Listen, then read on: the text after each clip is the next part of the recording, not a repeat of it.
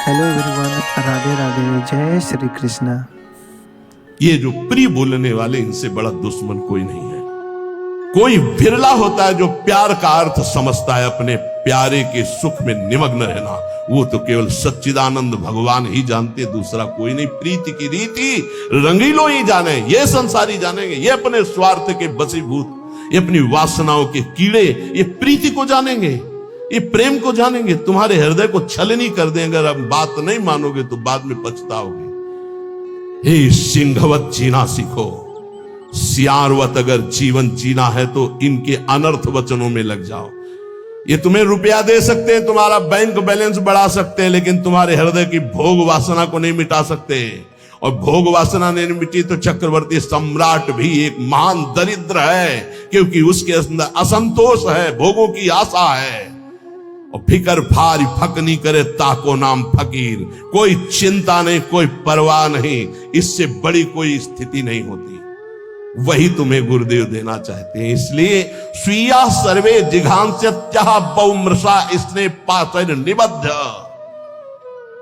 ये जो आपको भगवत प्राप्ति में रुचि नहीं उत्पन्न हो पा रही, भजन में अधिक लगन नहीं हो पा रही है, उसका कारण है तुम्हारी देह प्रियता और तुम्हारे देह संबंधियों की प्रियता। बड़ा सुख मिलता है हृदय को जब देखना है हृदय में, ये कौन है, ये अमुक है, ये अमुक है, रिश्ते नाते, ऐसा जब देखते हो तो कैसा लगता है। और जब प्रियाजू की बात होती तो कैसा लगता है।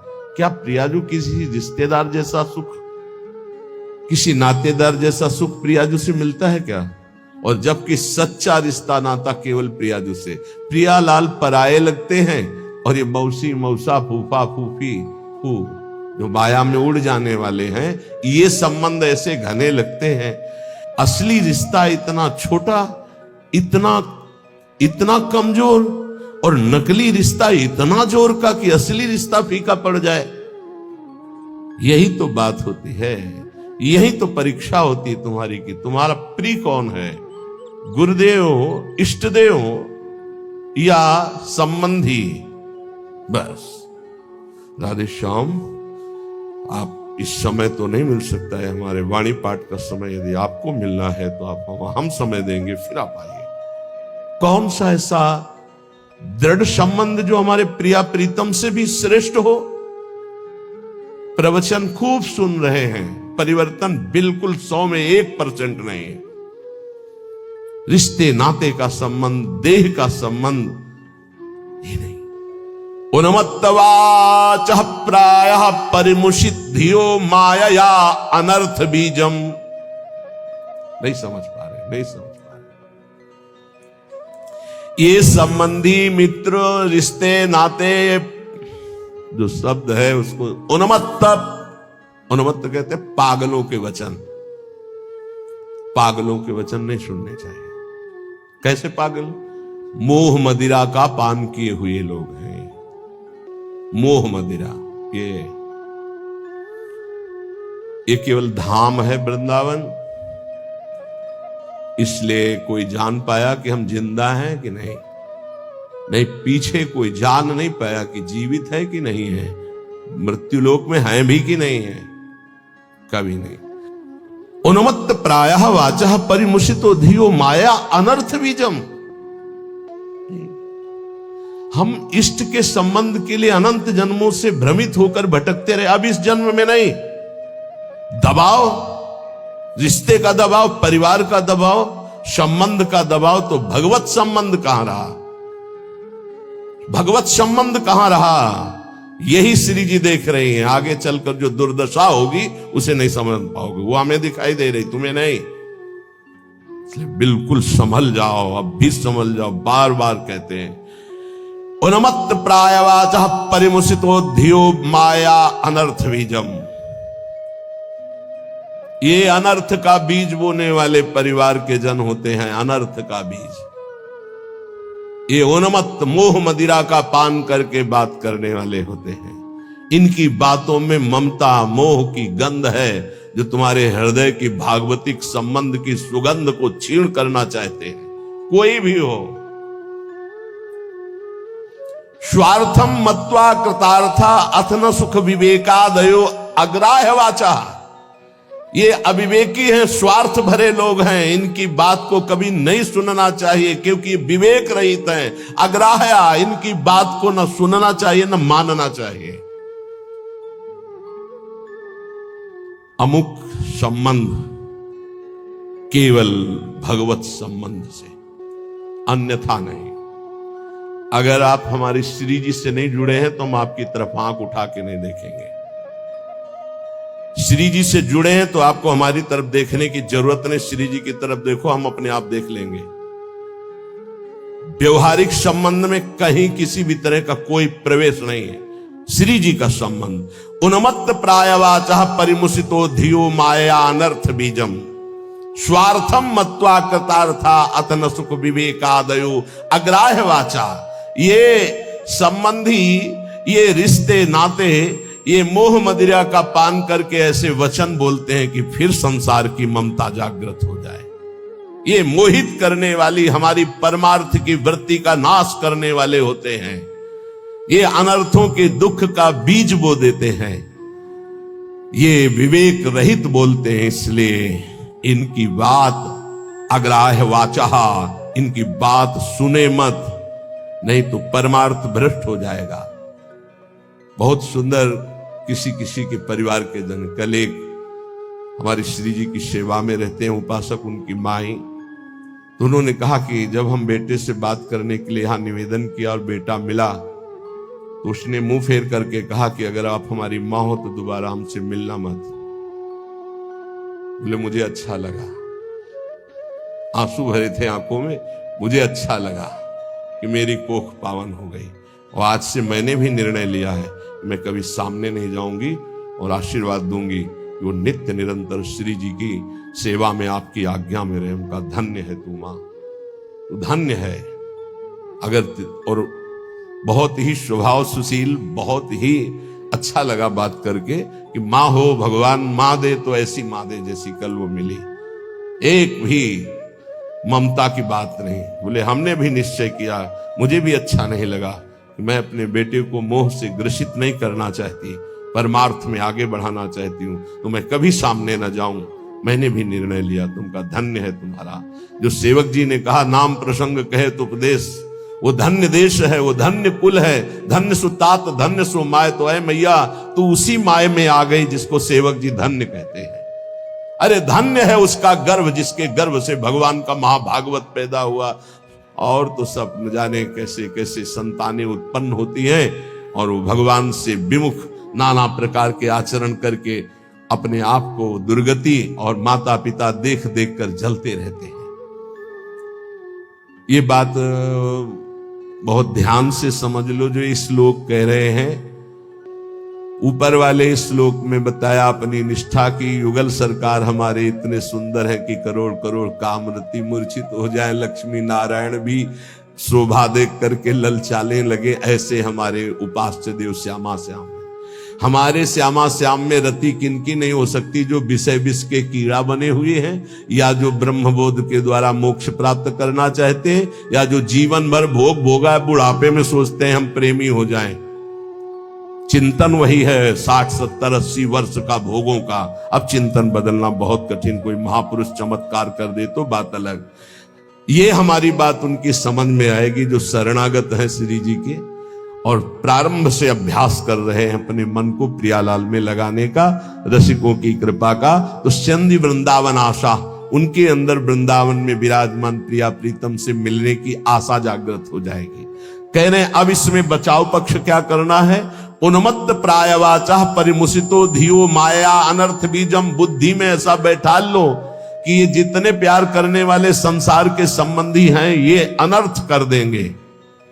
अनर्थ क्या, हम जिस मन इंद्रियों को चुरा कर संसार से प्रिया प्रीतम में लगाना चाहते हैं ये पुनः वहीं लगा देंगे संसार में, पक्का। इनका प्रभाव ऐसा होता है। ये नहीं मानने वाले। परिवार के लोग साधु नहीं मानते हैं, कोई विवेकवान साधु मानता नहीं मानते। परिवार के लोग नहीं मानते, साधु थोड़ी मानेंगे। वो तो अपना रिश्ता नाता संबंध देखकर बात करते हैं। वो सांसारिक संबंधों की मान्यता रखते हैं, इसलिए नहीं। कबीर वहां ना जाइए जहां जन्मभूमि का ठाव, भगति भाव पूछे नहीं ले पुराने नाव।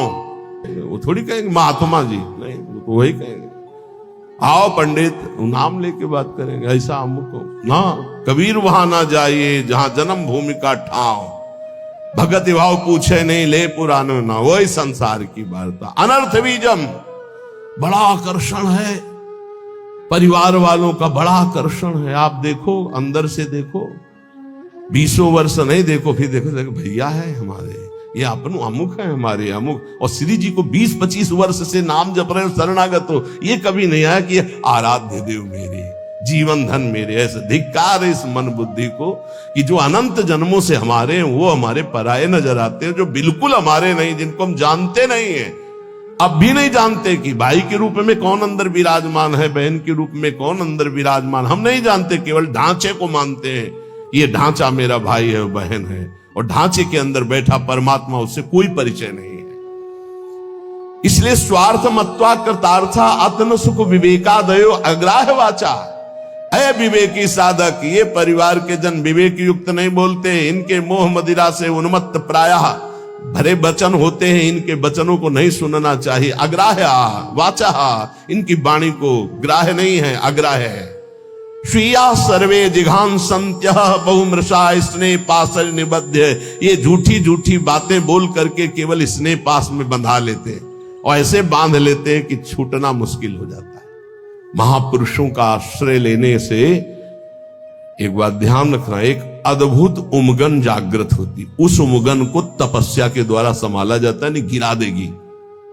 अब ये कोई कैसे समझ पाएगा कि महापुरुषों की कृपा से जो आनंद की उमगन होती है, अगर उसको तप के द्वारा न रोका गया तो गिरा देगी, पक्का गिरा देगी। ये बड़ी सूक्ष्म बात है, सबको समझ में नहीं आएगी कि महापुरुषों के संग की कृपा उसको गिरा कैसे देगी। भगवदानंद की जब अनुभूति हो तो उदासीनता बाहर इतनी हो जानी चाहिए कि तुम्हें देखना कोई पसंद न करे। ध्यान रखना, यह अनुभव की बात कह रहा हूं। जब आनंद की उमगन हो भगवदानंद, तो एकदम उदासीन हो जाना, मन बहिर्मुख बिल्कुल न होने पावे, किसी से अपनापन न होने पाए, तो वो भूमिका बदल देगा। महापुरुषों के संग से बिना साधन के भी आनंद की उमगन होती है।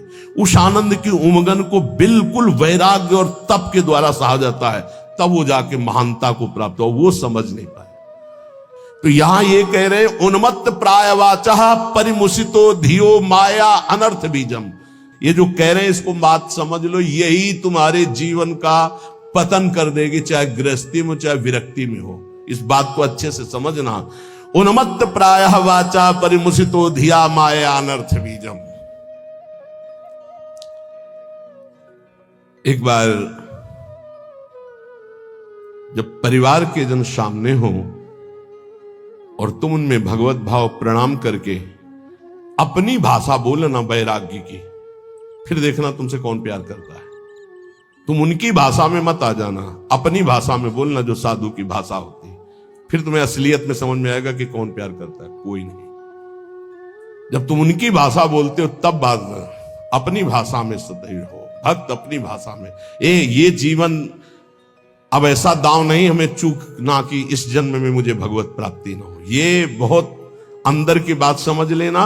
उन्मत्त प्रायवाचा परिमुसितो धियो माया अनर्थ बीजम, बिल्कुल 100%। अगर पारिवारिक मोह के जाल में फंस गया, चाहे गृहस्थ हो चाहे विरक्त हो, निकल नहीं सकता। इतना बड़ा जाल है। स्वार्थम मत्वा कृतार्था अतन सुख विवेकादयो अग्राह्य वाचा। कैसे तुम्हें बताए? बाहर थप्पड़ लगता है तो उसके लिए औषधियां होती, लेकिन जब हृदय की मार होती तब कोई औषधि नहीं होती। इसलिए आपसे प्रार्थना कह रहे, अब भी संभल जाओ, अब भी संभल जाओ। तुम्हारा वैराग्य स्वरूप है तो तुम लोग अपने वैराग्य की इज्जत की रक्षा करो। समझ में आना चाहिए कि वैरागी का स्वरूप क्या होता है। परिवार वालों को, संसार को भी समझ में आना चाहिए। आपका अपने ठाकुर सेवा, अपनी भगवत सेवा, अपने दिनचर्या इतना महत्व हो कि सामने वाला 1 घंटे दरवाजे पे खड़ा रहे और सोचे कि क्या इनकी भागवतिक रति है। ऐसे संकेत में श्री जी आपको समझा रही हैं स्वार्थम मत्वा कृतार्था अथन सुख विवेकादयो अग्राह्य वाचा। ये विवेक रहित बोलने वाले संसार के अग्राह्य वाचा, ये नाशवान शरीरों का संबंध तुम्हें अविनाशी बना देगा, तुम्हारा साथ देगा। ये मरण धर्मा शरीर है, अविनाशी परमात्मा की शरण छोड़कर इनके इंद्रियों की गुलामी के लिए किसी व्यक्ति वस्तु का आश्रय धिक्कार है जी। हम कामी हैं, क्रोधी हैं, लोभी हैं, लेकिन श्री जी लालजू को छोड़ दें ऐसा तो हो ही नहीं सकता। इतना तो रख लो, इतना तो रख लो, हमारी बात तो समझो। हम नीचता नहीं छोड़ सकते तो श्री जी को कैसे छोड़ सकते? हम नीच हैं मानते हैं, हम पतित हैं मानते हैं, लेकिन हम आपको नहीं छोड़ सकते।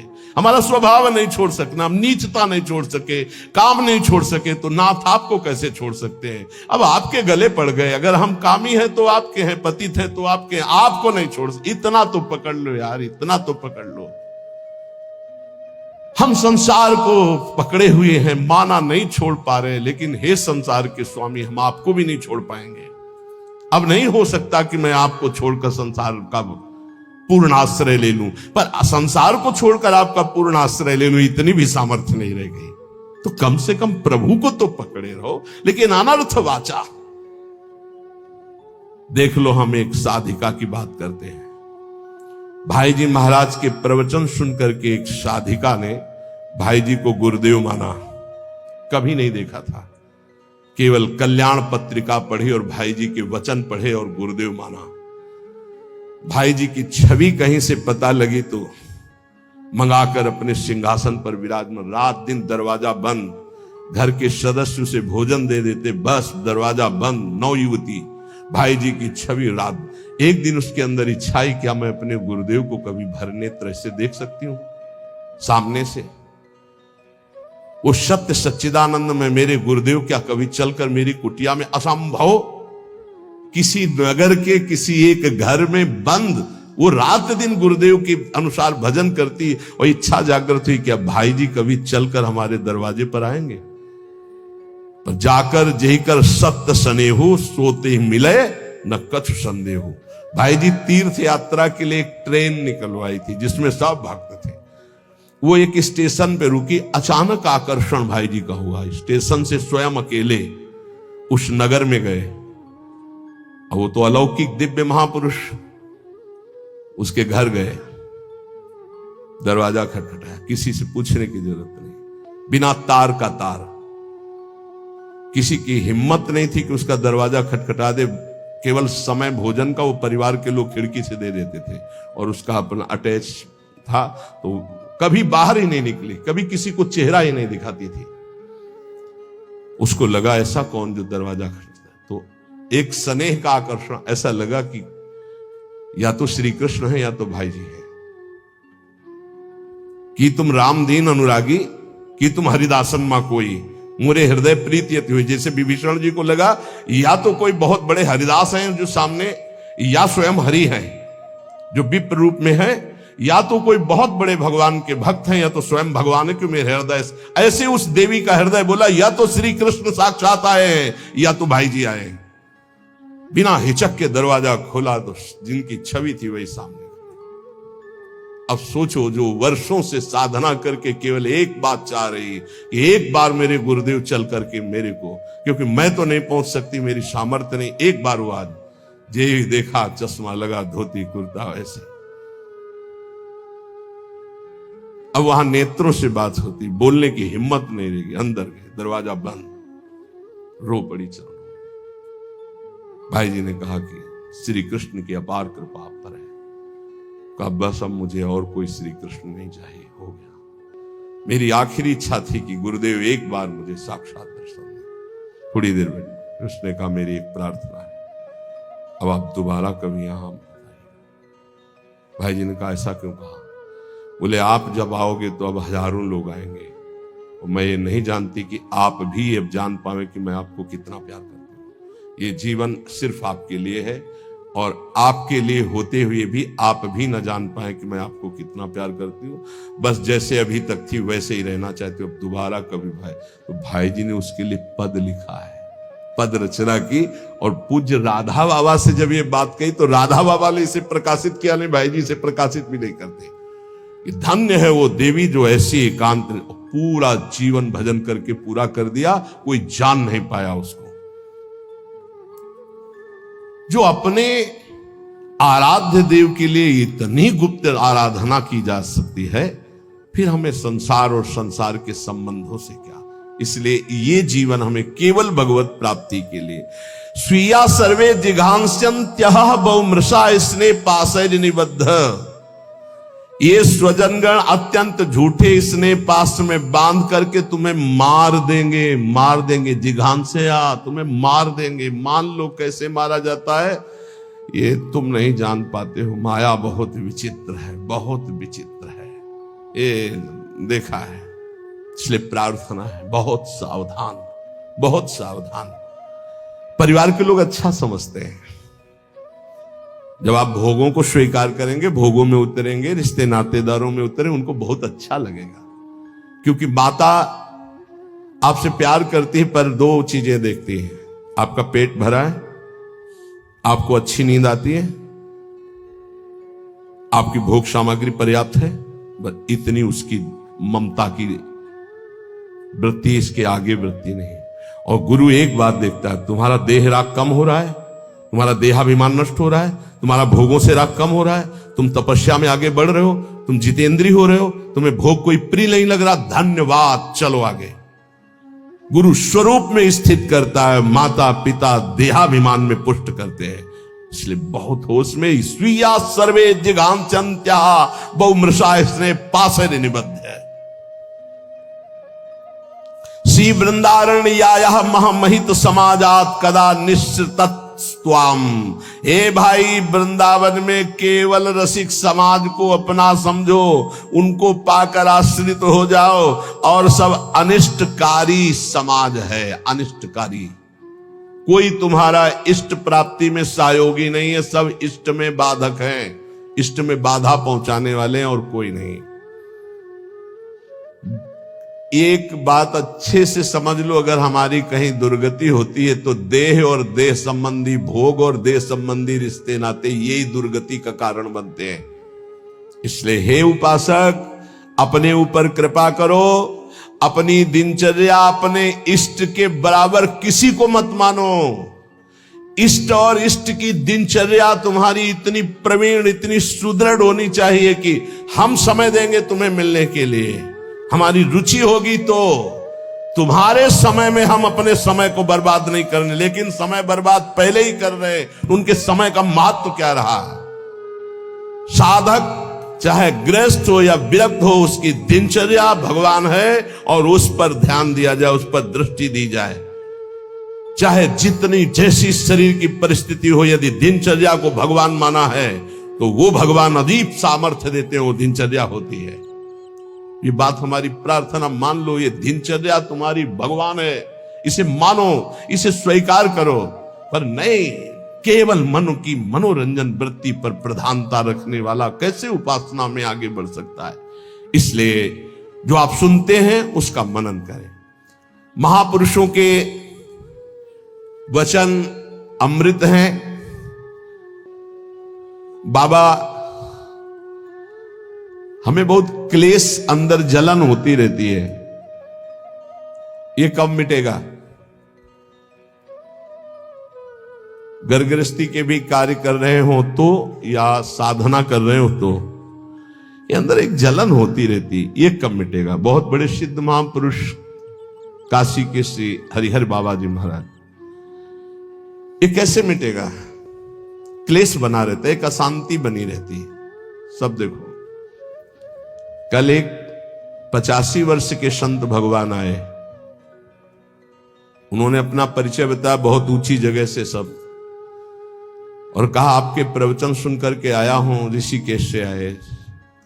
कहा कि मैं प्रवचन सुन करके आया हूं, मेरी आखिरी जगह रह गई है, अगर आपने ना कर दिया तो मेरी जिंदगी अब खत्म होने जा रही है। बिल्कुल आखिरी परिणाम है, आप बहुत कृपा करके निर्णय देना, क्योंकि बस आखिरी है, आखिरी भरोसा लेके आया हूं। आंखों में आंसू, निपुंड लगा हुआ, वेश भगवा धारण की हुई, अवस्था 80 या 85 की। अभी एक बार कि आखिरी तो बहुत होश में, तो कहा क्या समस्या क्या है आपकी? तो कहा पूरा जीवन हो गया, तक निश्चय ही नहीं कर पाए हम कि हमको क्या प्राप्त करना है, कैसे प्राप्त करना है। ये तो बहुत बड़ा धोखा, अभी तक चित्त ही का समाधान नहीं हुआ, अभी तक साधन ही नहीं बन पाया, साधन ही का निर्णय नहीं हो पाया, तो साध्य की प्राप्ति कैसे हो पाई? ये तो बहुत, तो बोले बस यही तो रोना है, पूरा जीवन खत्म हो गया। अब बताओ कैसे वस्तु को? तुम कहा आप तो एक ही बात रह गई है, नाम नाम नाम, निरंतर नाम जप कर। तो बोले यही तो समस्या है, तुमको बस यही समस्या का समाधान है। हमारे सामने निर्णय लो, ये जपोगे ऐसे से ऐसे से ऐसे, उसी समय उनके शब्द निकले कि कुछ प्राप्त होगा कि नहीं इसकी अब कोई परवाह नहीं। इस समय जो शीतलता हो रही, लग रहा मैं निहाल हो गया, ऐसा लगता है मुझे जिंदगी की हर वस्तु मिल गई। यही मेरी बात उनकी समझ में नहीं आएगी जो विषयों के कीड़ा बने हुए हैं। उनको तो बस कोई संत महात्मा भगवान ऐसी कृपा कर दे कि उनको मनमानी भोग भोगने को मिले, बस। जैसे नाली की कीड़ा को अमृत के कुंड में डालो तो तड़पड़ा कर नाली में ही गिरने की कोशिश करे, क्योंकि वो जानता है मेरे सुख से मुझे वंचित किया जाता है। शुक्री से कहा प्रहलाद जी ने, बैकुंठ चलो, भगवान बुला रहे। बोले वहां बिष्ठा मिलेगा कि नहीं? बोले बैकुंठ में बिष्ठा कहां? बोले मुझे नहीं जाना। हमारी हालत ठीक ऐसी शुक्री की तरह है। क्यों? बोले विषय विष्क्रमीणाम, क्योंकि विषयों के कीड़ा बने हुए, इनको यही चाहिए, तो मेरी बात का प्रभाव इनके ऊपर नहीं पड़ेगा। और दूसरा, बोधमात्रात्म भाजांश, जो शुष्क कठोर हृदय के ज्ञानी हैं उनके ऊपर मेरी बात का प्रभाव नहीं पड़ेगा, दो के ऊपर नहीं पड़ेगा।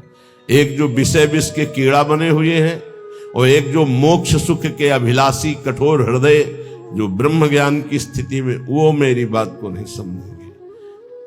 समय सब है सर्वैसैक भक्त्याश्रिता नाम।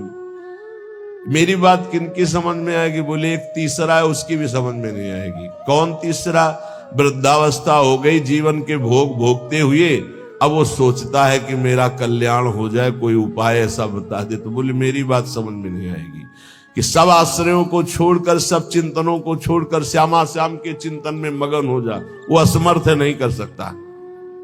तीन मेरी बात को नहीं समझ पाए। एक तो घोर विषयी जो विषय का कीड़ा बना हुआ है, एक जो मोक्षाभिलाषी अद्वैत निष्ठा को प्राप्त ब्रह्म ज्ञानी है, तीसरा जो जीवन भर विषय भोगा है, अब बुढ़ापे में सोच रहा है मेरा कल्याण कैसे होगा। तो अब ये बात हमारी जो प्रिया प्रीतम के प्रेम की, उसकी समझ में नहीं आए, क्योंकि जीवन भर मन और इंद्रियों ने अभ्यास भोगों का किया है, तो बुढ़ापा में भोग चिंतन ही होगा, योग चिंतन नहीं होगा। अचानक किसी महापुरुष की कृपा हो जाए तो बात अलग है। बोले अब हम बात करते कि हमारी बात किसको समझ में आएगी? बोले भक्त्याश्रिता नाम, जिसने भक्ति का आश्रय ले लिया है, हृदय भक्ति युक्त होकर भगवद आश्रित है, उसको ये बताया हुआ मेरा मार्ग रुचिकर लगेगा, रुचिकर लगेगा। क्या? कि वै ममल सुखौघम, जितना भी है सब पाप प्रकट करने वाला ही है इंद्रियों का भोग। जो भक्त है, भक्ति का आश्रय लिए, वो जानता है कि इंद्रियों की विलासता केवल पाप करवाती है।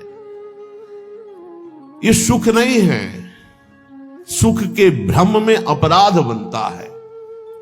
तो शनि वृंदावन आशा, सुख की आशा कहां है? बोले वृंदावन की आशा जिनके हृदय में जागृत हो गई। वृंदावन दर्शन करना, वृंदावन 1-2 दिन वास करना, या वृंदावन आजीवन वास करना। क्यों? क्योंकि यहां का वायुमंडल ऐसा है जो आपको भक्ति के रंग में रंग देगा। एक ब्रजवासी परम पूज्य जन पधारे तो से प्रार्थना की कि आप तो श्री जी के निज पार्षद भगवत स्वरूप हैं। उन्होंने कहा कि आप कहते हैं श्री जी के स्वरूप है, तो मुझे अनुभव क्यों नहीं हो रहा कि मैं श्री जी का पार्षद हूं, श्री जी का स्वरूप हूं? क्यों नहीं अनुभव हो रहा?